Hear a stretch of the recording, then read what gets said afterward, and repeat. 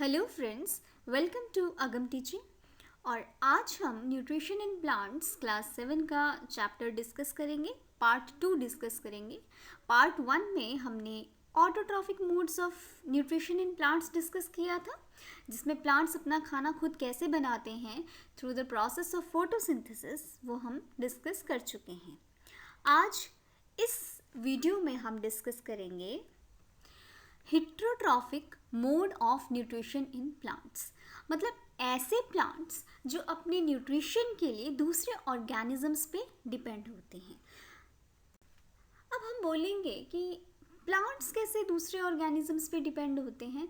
तो देखो, कई प्लांट्स में क्लोरोफिल, जो ग्रीन पिगमेंट होता है ना लीव्स में, वो नहीं होता है।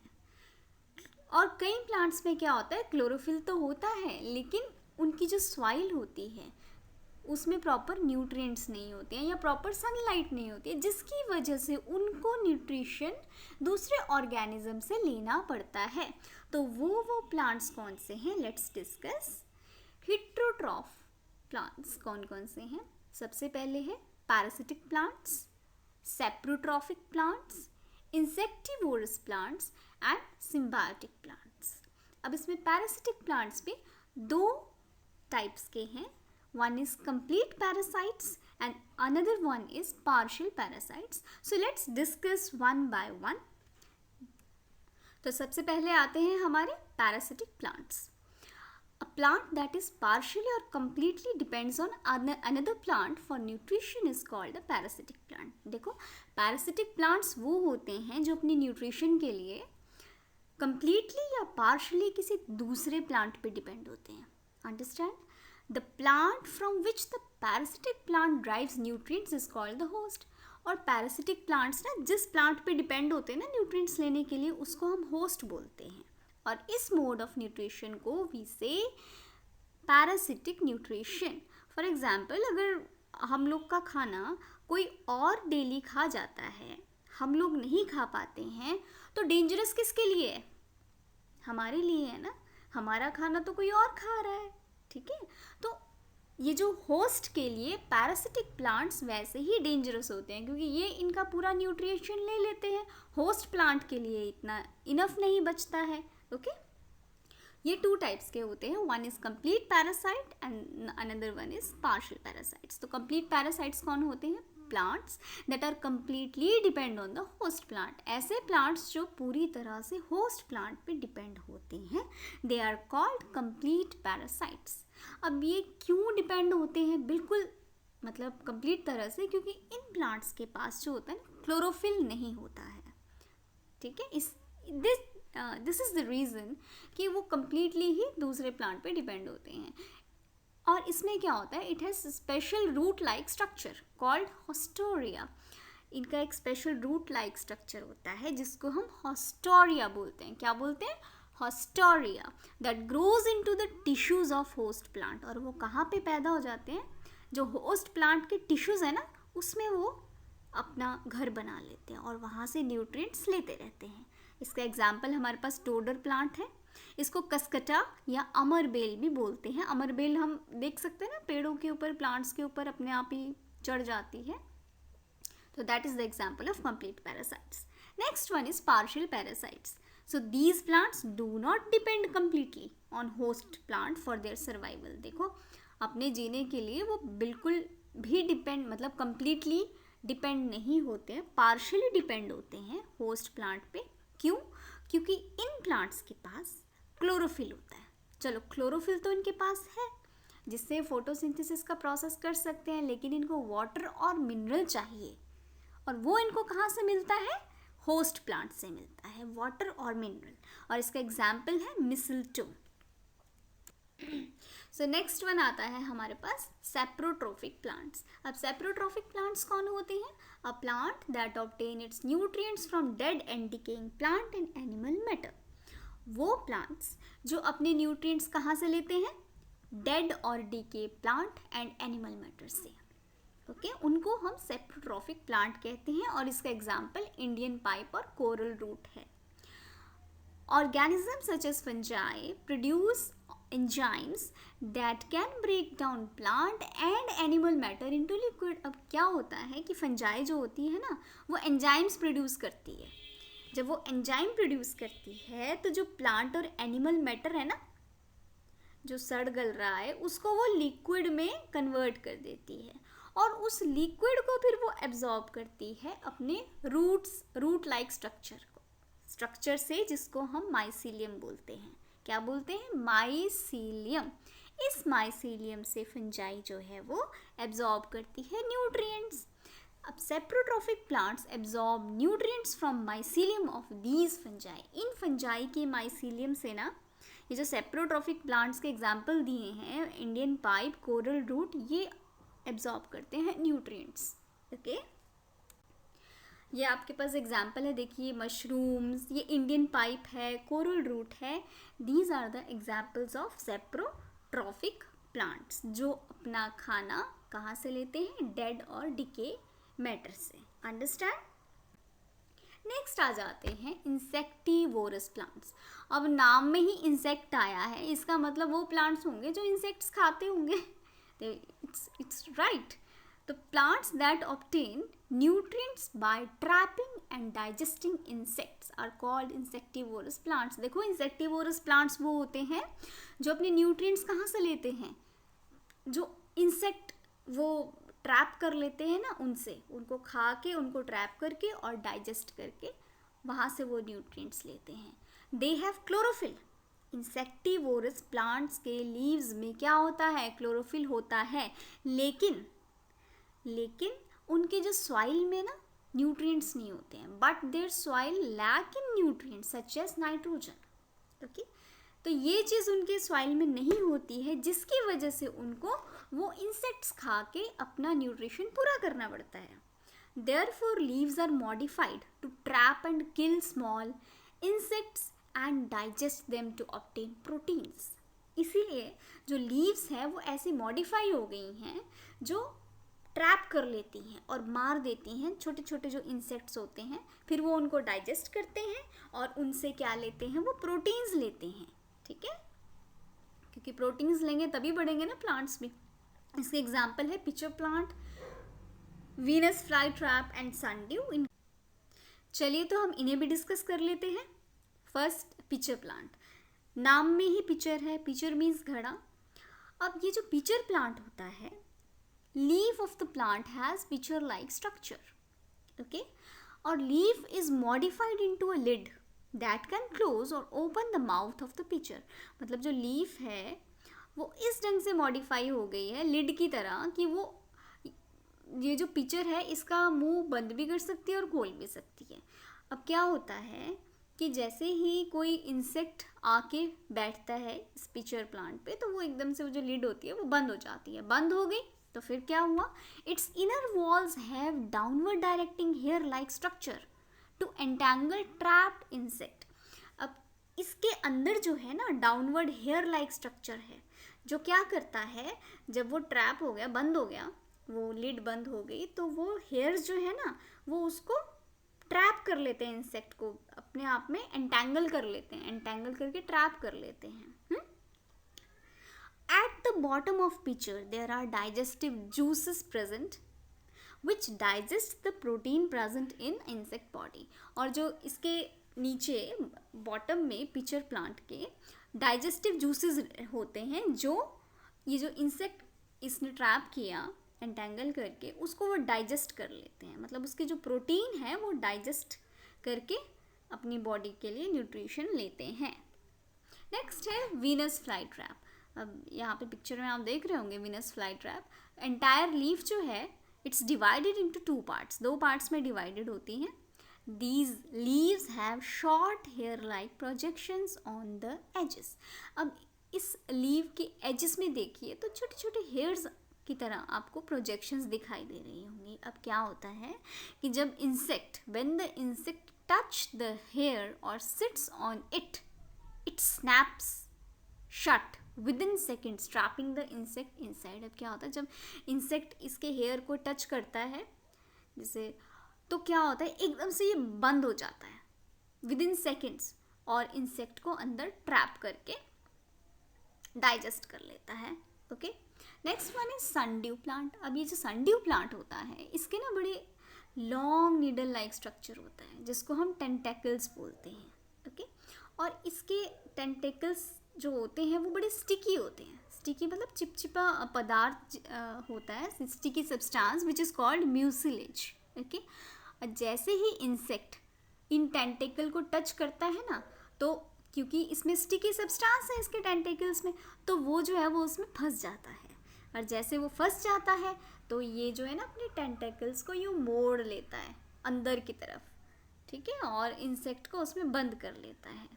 जब इंसेक्ट ट्रैप हो गया तो एट लास्ट वो उसको डाइजेस्ट कर लेता है और उसमें जो प्रोटीन है वो उसको यूज़ कर लेता है। अंडरस्टैंड? नेक्स्ट आता है सिम्बियोटिक प्लांट्स। तो सिम्बियोटिक प्लांट्स हम कैसे याद कर सकते हैं? इसमें सिम लगा ना, सिम। देखो अब सिम और मोबाइल अगर हम उन दोनों को अलग अलग रखें तो दोनों को कोई फ़ायदा है नहीं ना। अब सिम को जब आप मोबाइल में डालते हैं तब भी मोबाइल फंक्शन करने लगता है प्रॉपरली, तो वैसे ही सिम्बियोटिक प्लांट्स में भी होता है। देखो, plants that live in mutual relationship with other organisms such as both share nutrients and other resources are called symbiotic plants, और this type of association is called symbiosis। देखो, symbiotic plants mutual relationship में रहते हैं इस ढंग से कि वो एक दूसरे के न्यूट्रिएंट्स भी शेयर करते हैं और दूसरे रिसोर्सेज भी शेयर करते हैं। ठीक जैसे सिम अगर मोबाइल में डाल दी जाती है तो वो अपने फंक्शन मोबाइल को देती है और फंक्शन सिम को क्या देता है? शेल्टर देता है। वैसे ही सिम्बियोटिक प्लांट्स में भी रिलेशनशिप होता है। अब इसमें एक चीज़ होती है कि ये दोनों एक दूसरे को हार्म नहीं करते हैं। जैसे पैरासिटिक प्लांट्स तो क्या करते थे? डेंजरस होते थे होस्ट प्लांट के लिए। सिम्बियोटिक प्लांट्स जो हैं they do not harm each other. Okay, इसका एग्जाम्पल है लाइकन्स। अब यहाँ पे आप पिक्चर में देख सकते हैं ये एल्गी और फंजाई को मिलके बनते हैं लाइकन्स। अब इसमें क्या होता है? एल्गी जो है provide nutrients to fungi. Algae fungi को क्या देती है? न्यूट्रिएंट्स प्रोवाइड करती है। और फंजाई क्या देती है एल्गी को? Water, mineral and shelter to algae. Okay, so this is the example of symbiotic plants. चलिए अब नेक्स्ट आ जाता है replenishing nutrients in the soil. Plants use nutrients such as nitrogen, phosphorus and potassium from the soil। अब जो plants है ना वो कौन से nutrients यूज़ करते हैं मिट्टी से? Nitrogen, phosphorus and potassium। कौन कौन से? Nitrogen, phosphorus and potassium soil से यूज़ करते हैं। इसीलिए soil needs to be replenished with these nutrients time to time। तो टाइम टू टाइम मिट्टी को रिप्लेनिशमेंट चाहिए, मतलब इन न्यूट्रिएंट्स की। देखो, मिट्टी से न्यूट्रिएंट्स कई बार डिस्ट्रॉय हो जाते हैं because of certain reasons. For example soil erosion हो गया या सॉइल में सैलिनिटी बढ़ जाती है। There are many reasons by which जो सॉइल के न्यूट्रिएंट्स होते हैं वो डिस्ट्रॉय हो जाते हैं, तो हमें उनको रिप्लेनिश करना है। तो रिप्लेनिश करने के लिए हम क्या करेंगे? So next one is methods of replenishing nutrients in the soil. क्या क्या मेथड्स हैं? Use of manures and fertilizers which are rich in plant nutrients. Manures और फर्टिलाइजर्स का यूज़ करेंगे जो किस में रिच है? प्लांट न्यूट्रिएंट्स में। सेकेंड वन है लेग्यूमिनस प्लांट्स। लेग्यूमिनस प्लांट्स जैसे पीज, ग्राम, है ना, उनका क्या होता है? उनके रूट नोड्यूल्स होते हैं। आप पिक्चर में देख रहे हैं रूट्स में ये राउंड राउंड से दिख रहे हैं, रूट नोड्यूल्स हैं। अब इनमें एक बैक्टीरिया रहता है जिसका नाम है राइजोबियम। इस राइजोबियम को हम क्या बोलते हैं? Nitrogen fixing bacteria. मतलब ये नाइट्रोजन ये बैक्टीरिया क्या करता है? राइजोबियम ये एटमॉस्फेरिक नाइट्रोजन लेता है और उसको कन्वर्ट कर देता है सॉल्युबल फॉर्म में। जब वो उसको कन्वर्ट कर देता है सॉल्युबल फॉर्म में तो वो आसानी से प्लांट ले सकता है। ठीक है, अब आसानी से प्लांट जब उसको ले लेता है तो क्या होता है? एक्सेस ऑफ जो नाइट्रोजन होता है वो सॉइल में रह जाता है। जितना यूज़ करना है प्लांट ने वो तो कर लिया, बाकी एक्सेस जो होगा वो सॉइल में रह जाएगा और वो सॉइल को नाइट्रोजन रिच कर देगा। अंडरस्टैंड? इसीलिए इसको भी हम सिम्बियोटिक रिलेशनशिप जो है उसका एग्जाम्पल दे सकते हैं, उसके एग्जाम्पल में लिख सकते हैं। there is a symbiotic relationship between leguminous plants and rhizobium bacteria. leguminous plant क्या करता है, घर देता है ना राइजोबियम बैक्टीरिया को, और राइजोबियम बैक्टीरिया इन टर्न क्या करता है, हेल्प करता है प्लांट की नाइट्रोजन लेने में, अंडरस्टैंड। इसीलिए जो है लेग्यूमिनस प्लांट्स भी हमें, जो फार्मर्स हैं लेग्यूमिनस प्लांट्स को भी ग्रो करते हैं क्रॉप्स के साथ। ओके, नेक्स्ट आ जाते हैं, अब हमारा चैप्टर फिनिश हो गया। अब हम क्वेश्चन आंसर्स पे आते हैं, इसको हम जल्दी जल्दी करते हैं क्योंकि आपको चैप्टर होप समझ आ गया होगा। Number 1 is why do organisms take food. Organisms भाई खाना क्यों खाते हैं, क्योंकि खाने में क्या होते हैं, न्यूट्रिएंट्स होते हैं जो हमारी बॉडी को क्या रखते हैं, फिट और healthy. So food contains nutrients that are needed by our body for healthy growth and proper functioning. Okay, next question है distinguish between a parasite and a saprophyte. हम कर चुके हैं, पैरासाइट्स क्या होते हैं, दे आर पार्शियली या completely depend on host for nutrition, और सेप्रोफाइट्स किस पे डिपेंड करते हैं न्यूट्रिशन के लिए, it obtain nutrition from dead और decaying plant and animal matter. Number 2 है पैरासाइट्स, टू टाइप के होते हैं ना, complete parasites and partial parasites, जबकि सेप्रोफाइट में ऐसे कोई टाइप्स नहीं होते हैं। एग्जाम्पल ले लीजिए, डोडर प्लांट, मिसलटो प्लांट पैरासाइट का एग्जाम्पल, और सेप्रोफाइट का है आपके मशरूम हो गए, इंडियन पाइप हो गई। नेक्स्ट क्वेश्चन है how do you test the presence of starch in leaves. Leaves में स्टार्च है, आपको कैसे पता चलेगा, तो इसके लिए आपको क्या क्या चाहिए, ग्रीन लीफ लेनी पड़ेगी। कहाँ से, जहाँ पे सनी स्पॉट, मतलब जहाँ पे अच्छी धूप पड़ती हो वहाँ से एक ग्रीन लीफ लीजिए। आपको आयोडीन सॉल्यूशन चाहिए, अल्कोहल चाहिए, बीकर चाहिए, टेस्ट ट्यूब चाहिए और बर्नर चाहिए। अब मेथड क्या क्या है, पहले आप जो ग्रीन लीफ है उसको पानी में बॉईल कर लीजिए ताकि वो सॉफ्ट हो जाए। ओके, अब उस लीफ को पानी से निकालिए और उसको टेस्ट ट्यूब में डाल दीजिए। उस टेस्ट ट्यूब में अल्कोहल होगा थोड़ा सा, ओके, उसमें आप उसको डुबो दोगे। अब उस टेस्ट ट्यूब को जिसमें अल्कोहल है और जिसमें आपने वो लीफ इमर्स की है, उसको आप एक बीकर कंटेनिंग वाटर में डाल देंगे और उसको गर्म करेंगे जब तक वो लीफ का पूरा ग्रीन कलर ख़त्म नहीं हो जाता। ओके, फिर उसके बाद लीफ को बाहर निकालो और उसमें कुछ ड्रॉप्स आयोडीन सॉल्यूशन की डालिए। आपको क्या आएगा, ब्लू ब्लैक कलर आता है ना, आयोडीन स्टार्च के प्रेजेंस के लिए ब्लू ब्लैक कलर आता है। तो कंक्लूजन है there is the presence of starch in leaf. अब नेक्स्ट क्वेश्चन है give a brief description of the process of synthesis of food in green plants. अब ब्रीफ में बताइए कैसे सिंथेसाइज करता है फूड ग्रीन प्लांट्स में। तो हमने आंसर ये है, the process of food making takes place कहाँ पे होती है, in leaves which have chlorophyll present in them. अब leaves prepare food by synthesizing, क्या करती है, carbon dioxide and water in the presence of sunlight and chlorophyll to glucose and oxygen. Glucose is the, यहाँ पे food आना था, sorry, good bye mistake हो गया, food of plants which is then distributed to other parts of plant with the help of phloem. Okay, ये हम सारा process कर चुके हैं इसलिए मैं समझा नहीं रही हूँ। अब आप show with the help of sketch that plants are ultimate source of food.